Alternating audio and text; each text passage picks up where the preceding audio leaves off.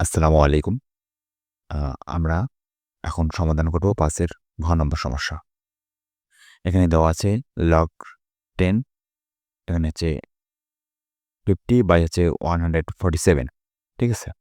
তো এটা হচ্ছে আমাদের বাম পক্ষ আর এটা হচ্ছে ডান পক্ষ। এটা সমান আমাদের এটা প্রমাণ করতে হবে। ঠিক আছে? তো চলেন আমরা শুরু করি।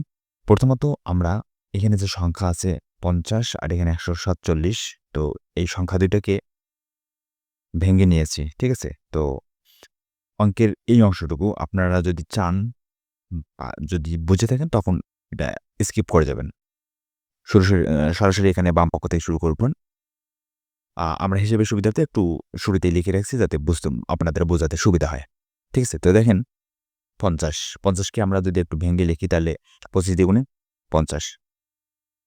আচ্ছা, ভেঙে বলতে এখানে আমরা তো ৫ × ৫০ ও লিখতে পারতাম, তাই না?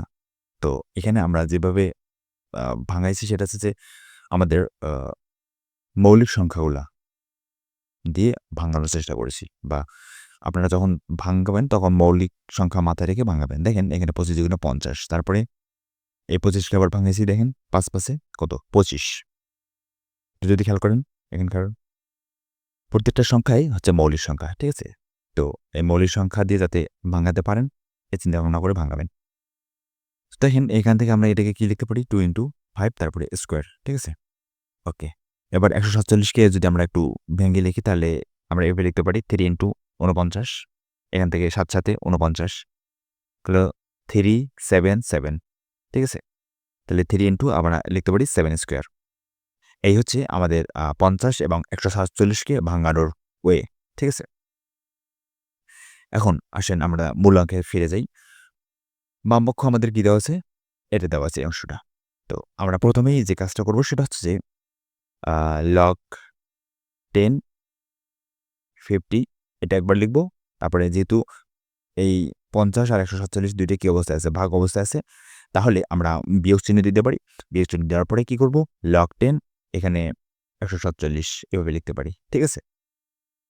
ওকে। এটা আমরা কিভাবে লিখতে পারলাম? দেখেন এই যে সূত্র, log এর সূত্র log a m/n আমরা লিখতে পারি log a to the power m minus log a to the power n আশা করি এই সূত্রটা আপনারা পড়েছেন। ঠিক আছে? তো এই সূত্রের আমরা প্রয়োগ করলাম এখানে। ওকে। এখন তারপর আমরা শুরুতেই দেখিয়েছি ৫০ কে আমরা কিভাবে ভাঙাইছি। দেখেন ৫০ কে আমরা ভেঙে লিখতে পারি 2 × 5 স্কোয়ার, তাই না? তো সেইটাই আমরা লিখছি। তারপরে ১৪৭ কে আমরা ভাঙাইছি। কিভাবে ভাঙাইছি? ভাঙে পাইছি আমরা 3 × 7 স্কোয়ার। তো ওটাই আমরা লিখছি। log 10 ১৪৭ এর স্থলে আমরা লিখছি 3 × 7 স্কোয়ার। ঠিক আছে? আশা করছি বুঝতে কোনো সমস্যা হয়নি। এরপরে আ log 10 2 এটা একবার লিখছি। তারপরে log 10 তারপরে হচ্ছে 5 স্কয়ার এটা একবার লিখছি। যেহেতু এই ২ টা গুণ অবস্থায় আছে, এর ফলাফল হিসেবে আমরা মাঝখানে কি দিয়েছি? যোগ চিহ্ন দিয়েছি। ঠিক আছে? যদি ভাগ থাকে তাহলে এখানে বিয়োগ হবে আ চিহ্ন। আর যদি গুণ থাকে তাহলে ভা আ যোগ হবে। ওকে? তারপরে এখানে মাইনাস, মাইনাস দিলাম। ঠিক একইভাবে আমরা log 10 টু দি পাওয়ার 3 একবার লিখছি। log 10 to the power 7 square একবার লিখছি। ঠিক আছে? যেহেতু ২ টা গুণ অবস্থায় আছে এজন্য মাঝখানে কি দিছি? যোগ চিহ্ন দিছি। ওকে? তাহলে log 10 টু দি পাওয়ার 2 একবার। এখান থেকে এই যে 2 টাকে আমরা সামনে লিখছি। এটা তো আমরা লিখতে পারি, তাই না? সূত্র তো জানেন। তাহলে ও আচ্ছা ধরেন log a to the power m to the power r এরকম যদি হয় তাহলে এর সময় লেখা যায় log আচ্ছা নিচে লিখি। এটার সময় লেখা যায় r টা সামনে আসবে log a to the power m এরকম একটা সূত্র আছে আপনাদের বইয়ে দেখে নিবেন। ওকে? তো এটা প্রয়োগ করলাম মাইনাস এখানে log 10 টু দি পাওয়ার 3 ঠিক আছে। এইখানে যেহেতু ব্র্যাকেট ছিল ব্র্যাকেটটা আমরা যদি এখন তুলে দেই তাহলে এই মাইনাস আর এই প্লাস, প্লাসে মাইনাসে কি? মাইনাস এই 2 টাকে সামনে নিয়ে আসলাম log 10 to the power 7 okay?